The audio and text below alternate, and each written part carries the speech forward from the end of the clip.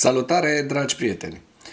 Au trecut 8 zile de la incursiunea Rusiei cu cele 19 sau, după unii, 21 de drone rusești în Polonia și încă nu avem nicio reacție fermă, în afara faptului că a apărut Mark Rutte și a prezentat operațiunea Sentinela, care, mă rog, o fi bună pe viitor, dar nu pedepsește Rusia în vreun fel pentru ceea ce a făcut în Polonia. Adică a pătruns în spațiul aerian al Poloniei și puteau să fie victime, așa cum am văzut.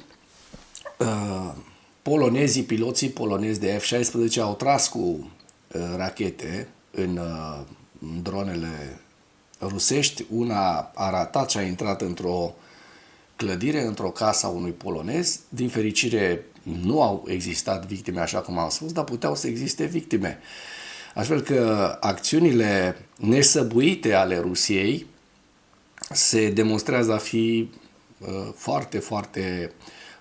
care au ajuns la un nivel foarte înalt, grav, se demonstrează a fi în continuare apoi la noi, cu dronele, cele două drone care au pătruns în spațiul aerian românesc, mă rog, ci că doar una ar fi fost pătruns, dar există tot felul de discuții acum pe piață că noi n-ar fi trebuit și am procedat bine că n-am tras în drona rusească, pentru că am fi putut lovi,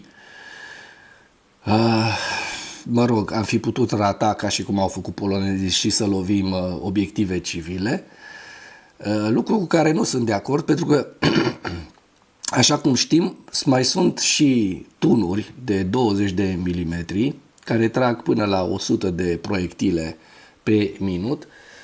De asemenea, există o discuție și pe această temă, pentru că proiectilele ar fi putut lovi de asemenea obiective civile, case, locuințe.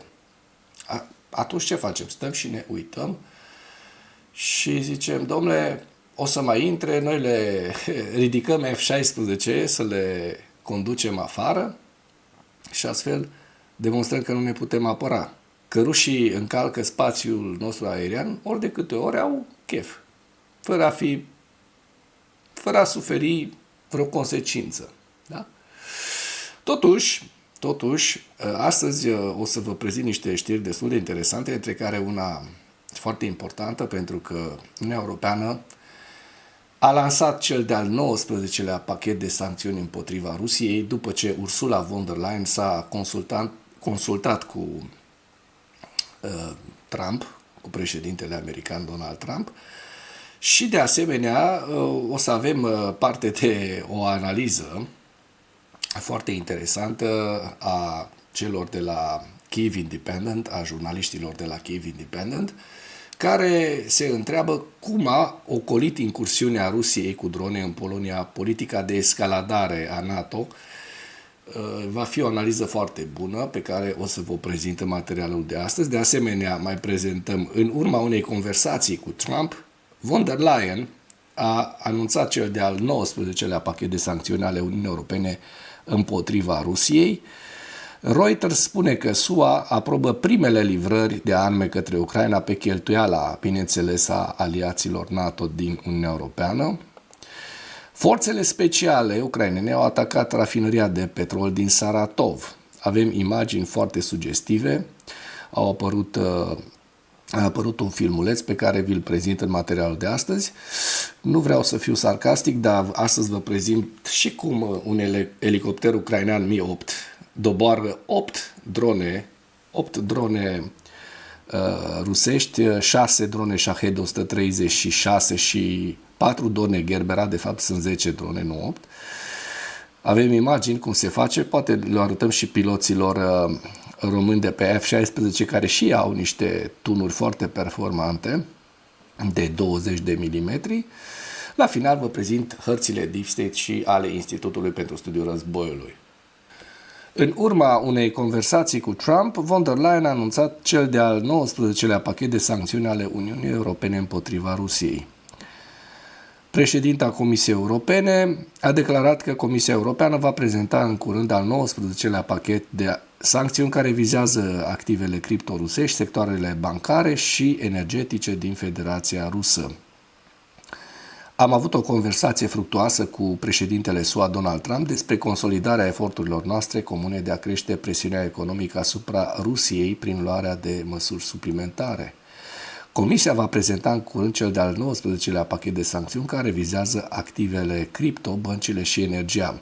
Știm foarte bine că rușii ascund foarte mulți bani și transferă și fac tranzacții foarte multe cu această monedă, cu cripto, da? Deci dacă am reușit să pătrundem și să îi sancționăm și pe acest palier, ar fi foarte, foarte interesant și foarte, foarte eficient. Von der Leyen a adăugat că economia de război a Rusiei, care este susținută de veniturile din combustibilii fosili, finanțează vărsarea de sânge din Ucraina. Așa este. Potrivit acesteia, Comisia Europeană va propune ca Uniunea Europeană să accelereze eliminarea treptată a importurilor de combustibili fosili din Rusia. Mai mare rușinea că încă țări din Uniunea Europeană importă combustibili din Rusia la 3 ani jumate de război și iată și cu toate aceste escaladări ale Rusiei împotriva statelor de pe flancul estic al NATO. Reuters spune că Statele Unite ale Americii aprobă primele livrări de arme către Ucraina pe cheltuiala aliaților NATO.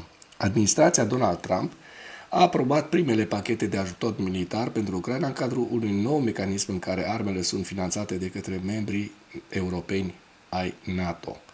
Potrivit Reuters, secretarul adjunct al Pentagonului, Elbridge Colby, a aprobat 2 livrări de arme către Ucraina în valoare de $500 de milioane fiecare, în cadrul noului mecanism listă prioritară a cerințelor Ucrainei. Aceasta este prima utilizare a noului mecanism dezvoltat de către SUA și aliații săi pentru a furniza Ucrainei arme din stocurile SUA pe cheltuiala țărilor NATO, se arată în articol. Statele Unite și NATO au lansat la începutul lunii august un nou mecanism de acordare a asistenței militare ucrainene, cel despre care vă vorbeam, care prevede finanțarea armelor americane prin contribuții din partea membrilor alianței. De atunci, țările europene s-au angajat să contribuie cu aproximativ $2 miliarde la acest mecanism. Alianța speră să strângă în total până la $10 miliarde. Și acum vreau să vă arăt niște imagini foarte sugestive. Forțele speciale ale Ucrainei au atacat o rafinărie de petrol din Saratov, Rusia. Pe data de 16 septembrie, potrivit statului major general ucrainean, alte unități ale forțelor de apărare ucrainene s-au alăturat și ei operațiunii pe lângă cei de la SBU. Explozii și un incendiu au fost înregistrate în apropierea instalației și hai să vedem despre ce e vorba. Rafinăria Saratov este specializată în producția de benzină, motorină, păcură, diverse tipuri de bitum, motorină de vid și sulf industrial. Produce 4,8 milioane de tone și 20 de tipuri de produse petroliere. Da? Acum vreau să vă prezint ceva foarte interesant. Cum un elicopter Mi-8 ucrainean a doborât în total 10 drone, 6 drone Shahed și 4 drone Gerbera, cu ajutorul unui tun. Da? Iată.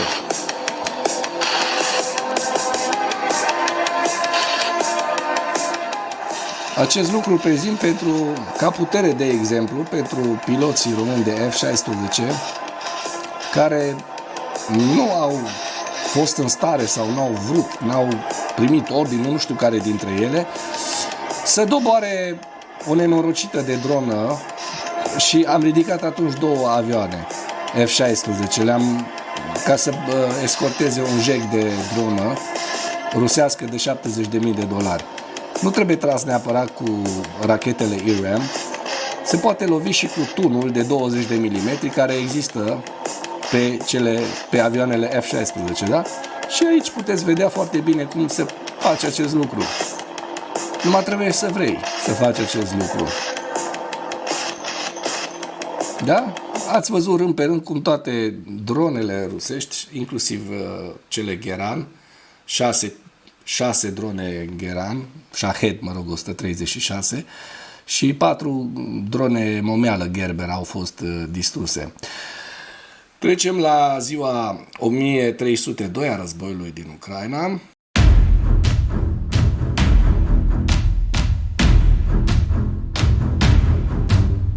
Rușii, iată, au pierderi de peste 1000 de militari, 1020 mai precis în ultimele 24 de ore, 5 tancuri, 3 vehicule blindate de luptă, 36 de piese de artilerie și aici vedeți lista cu pierderile rusești. Și acum trecem la hărțile Deep State, să vedem dacă au existat modificări ale fronturilor. În primul rând, actualizăm din nou să vedem dacă a apărut pe data de... Da, pe 16 nu avem încă. Dacă apar, o să vi le încarc într-un slideshow, pentru că nu prezentăm din nou același lucru pe care l-am prezentat și în materialul de ieri. Trecem la evaluarea campaniei ofensive rusești la data de 16 septembrie, în viziunea analiștilor de la Institutul pentru Studiul Războiului, cu principalele știri. Președintele rus Vladimir Putin a supravegheat ultima zi a exercițiilor militare comune ruso-bieloruse Zapad 2025 pe data de 16 septembrie. Campania de atacuri cu rază lungă de acțiune a Ucrainei, care vizează infrastructura energetică critică a Rusiei, continuă să degradeze piețele de petrol și benzină a Rusiei, afectând probabil capacitatea pe termen lung a Rusiei de a-și finanța războiul din Ucraina.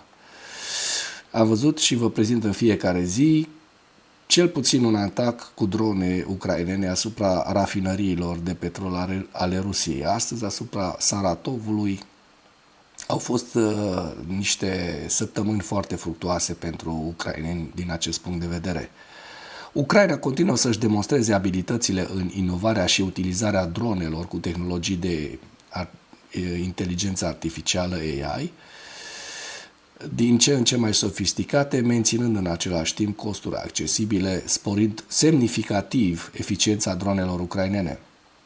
Președintele bielorus Alexander Lukashenko continuă să se distanțeze retoric de recenta incursiune a Rusiei în spațiul aerian polonez, în încercarea de a masca faptul că Belarus este de facto un co-beligerant în războiul Rusiei împotriva Ucrainei.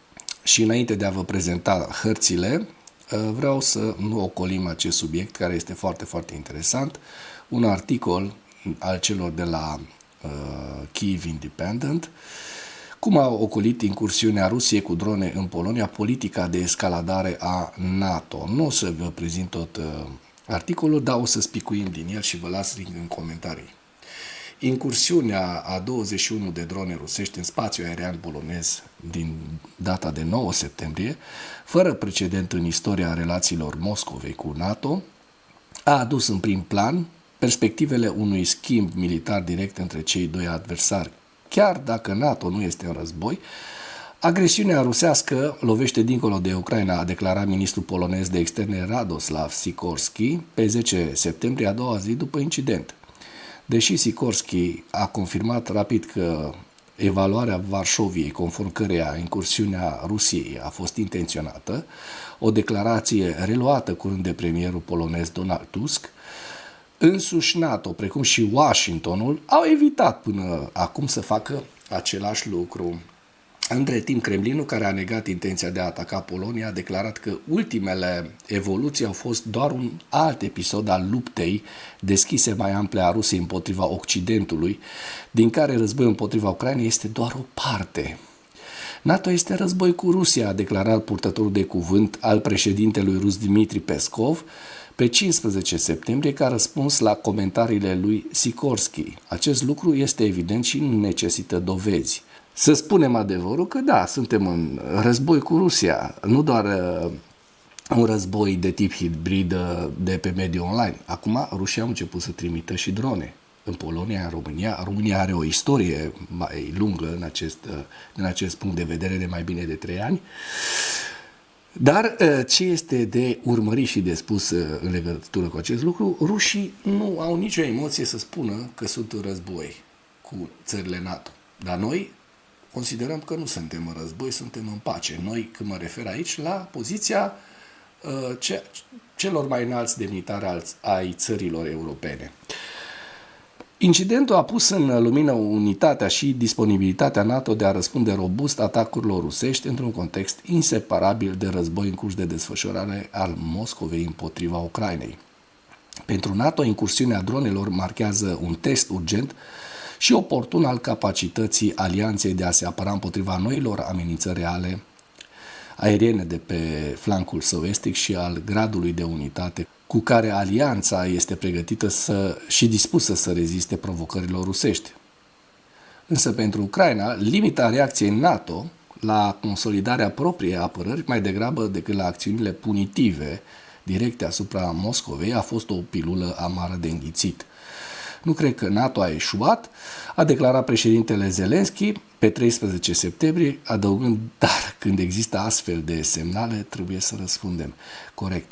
Și eu mă așteptam ca Ucraina să primească foarte rapid rachete și arme cu rază lungă de acțiune pentru a lovi direct punctele de unde rușii lansează aceste drone, da? Și fabricile unde le produc. Pentru că numai așa poți să oprești asemenea atentate și asemenea încălcări ale spațiilor aeriene. De fapt, este vorba despre suveranitatea unei țări. Fie ea că este Ucraina, fie ea că este Polonia sau România, care au fost suveranități care au fost încălcate în mod repetat de către ruși. Și atunci Uniunea Europeană, ca demonstrație, putea să ofere un lot de rachete cu rază lungă de acțiune în care să le rezolve fabricile pe o perioadă de măcar o jumătate de an. Pentru că ăștia le construiesc din nou. Deci nu e chestia că i-ai lovit acum și nu mai trebuie să-i mai lovești. Ba da, trebuie să-i lovești în continuare, dar până nu intră în faliment economic, ăștia toți banii bag acum în război. Și aici aveți întreaga analiză, inclusiv ce a fost și ceea ce n-a fost făcut. O analiză foarte importantă a jurnaliștilor de la Kyiv Independent, care ne arată de fapt cât de, hai să nu mai spun căcăcioși, să spunem cât de slabi și cât de vulnerabili sunt politicienii noștri, și aici mă refer inclusiv la politicienii europeni, care refuză să numească Rusia așa cum este ea, un stat agresor, și refuză să numească faptul că noi suntem în război cu Rusia, nu din vina NATO, nu din vina țărilor NATO, ci din vina provocărilor Rusiei. Vă las și link în comentarii. Și acum trecem la hărțile Institutului pentru Studiul Războiului, la data de 16 septembrie, și avem aici direcția Sumă, Kharkiv, Lugansk, Svatove Kremina, Donetsk, Kostiantinivka, Druzhivka, Pokrovsk, Zaporojie și, înainte să ajungem la Herson, estul Zaporojie, da? Și Herson. Și cu acest ultim detaliu închei materialul nostru de astăzi cu îndemnul: dacă ați găsit informații utile în acest videoclip, nu ezitați să-l distribuiți pentru a ajunge la cât mai multă lume. Mulțumesc mult!